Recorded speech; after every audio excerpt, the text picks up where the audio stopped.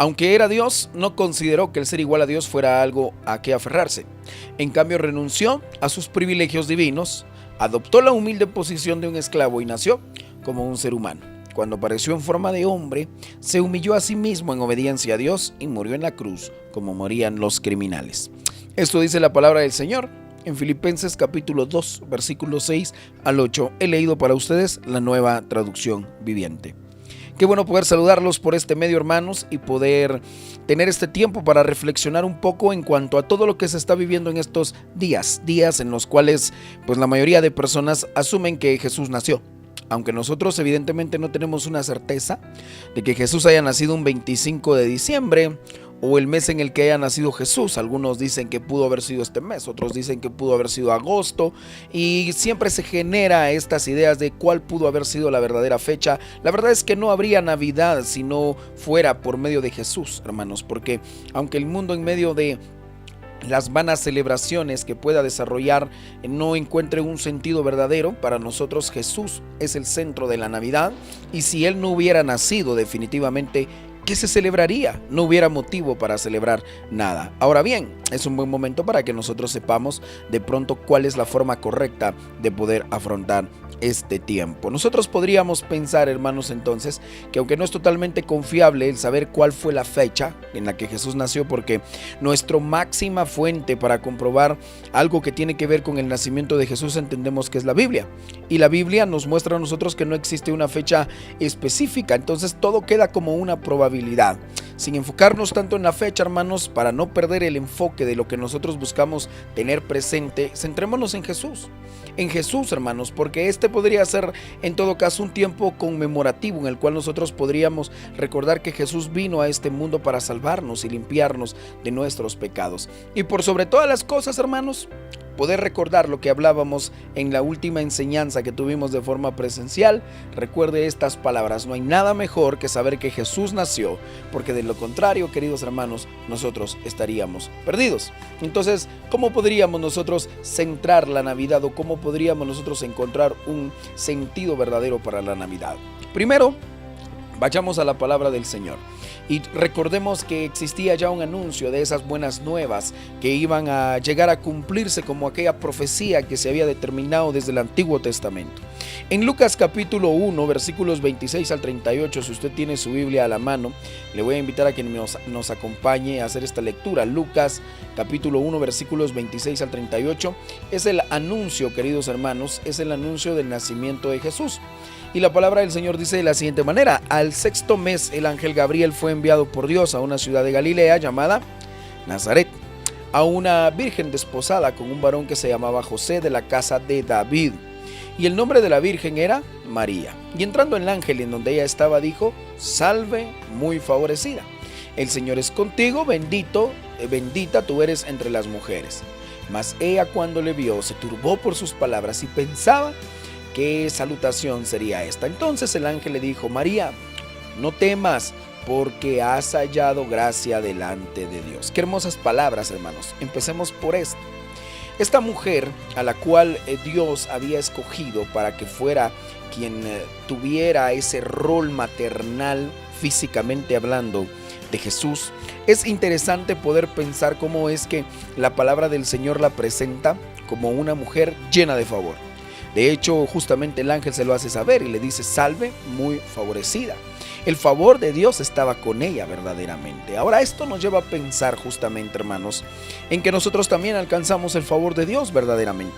El hecho de que nosotros podamos hoy ser salvos nos da a nosotros esa idea de saber que Jesús, que Dios, hermanos, nos alcanzó por medio de su gracia, nos alcanzó por medio de su misericordia, queridos hermanos, para que en este tiempo nosotros también pudiéramos tener esa salvación por medio de Jesús. Ahora bien, esta profecía, hermanos, se da desde lo que la palabra del Señor nos enseña a nosotros en Isaías capítulo 9, versículo 6, cuando el profeta dijo: porque un niño nos es nacido, hijo nos es dado, y el principado sobre hombro, y se llamará a su nombre, dice, admirable, 1, 2, consejero, 3, Dios fuerte, 4, Padre eterno, y 5, príncipe de paz. Hermanos, esto es lo que nosotros debemos de recordar en un tiempo como este.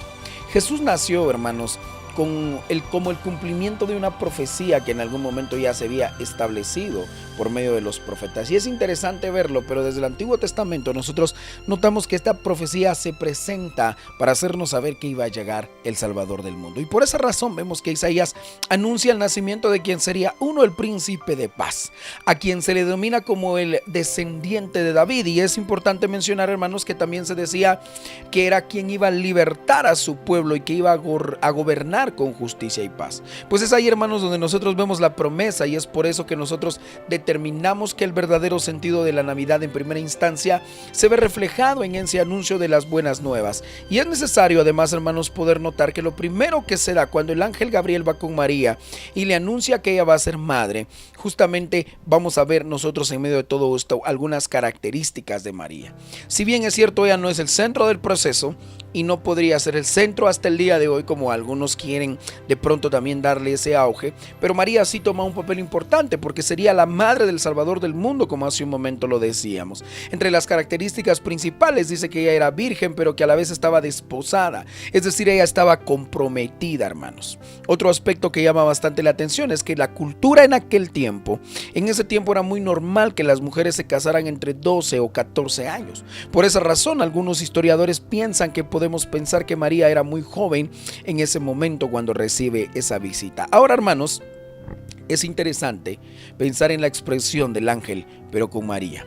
Él le dice salve. Sin embargo, en el idioma original esto tiene que ver con gozo. Básicamente le dice gózate, gózate porque has sido favorecida. Y en medio de lo asustada que podía estar María por el mensaje que le estaban dando en aquel momento, hermanos, ella tenía que ver en ese tiempo la gracia de parte de Dios, porque iba a dar a luz un hijo y era Jesús, hermanos, a quien debía de llamar Jesús, y que básicamente ella era la favorecida.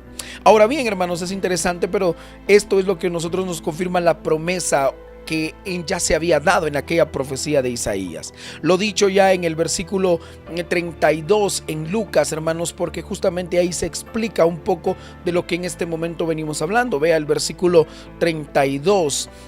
Dice: este será grande y será llamado Hijo del Altísimo, y el Señor Dios le dará el trono de David su padre. Vea, hermano, cómo lo presenta Dios a su Hijo Jesús. Este será grande. El mensaje que le da el ángel que Dios le envía a poder expresar, dice: este será grande y será llamado Hijo del Altísimo, ¿sí?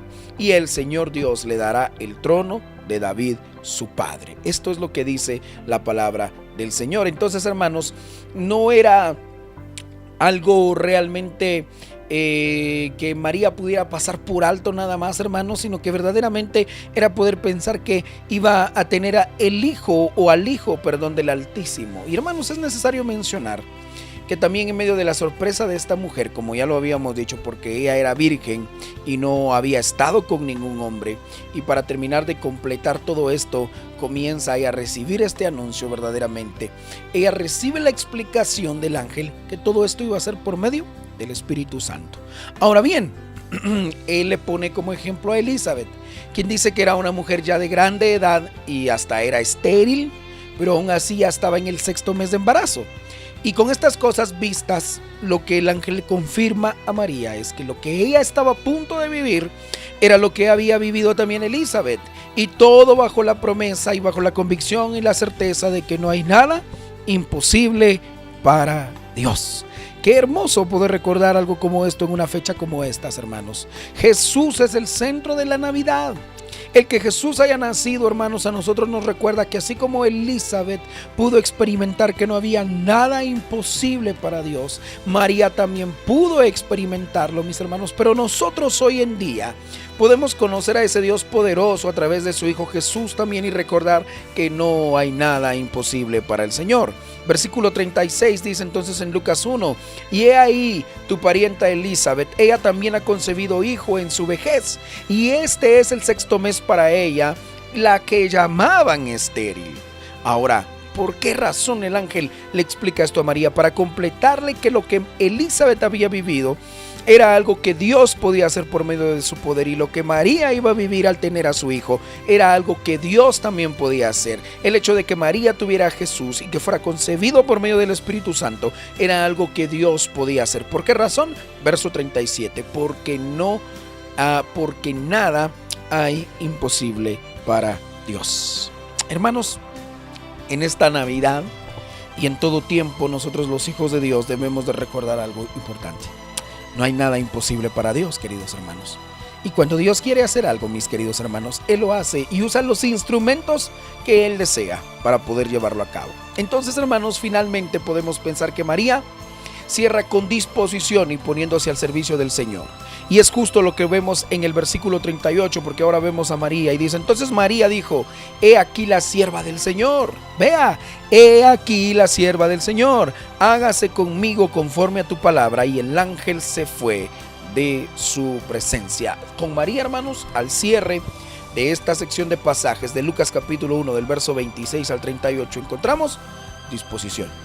Disposición poniéndose al servicio del Señor, porque ella dice: está bien, he aquí la sierva del Señor, y hágase conmigo como el Señor lo ha pedido. Hermanos, hoy aprendemos algo valioso en todo esto. Y hay dos cosas importantes que debemos de destacar por sobre todas las cosas en este aprendizaje, en este pequeño devocional que usted está recibiendo en su hogar.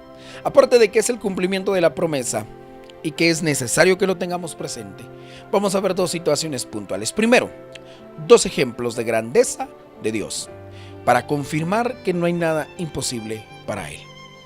Aquella mujer Elizabeth, estéril, a la que Dios le permitió tener un hijo aún en su vejez.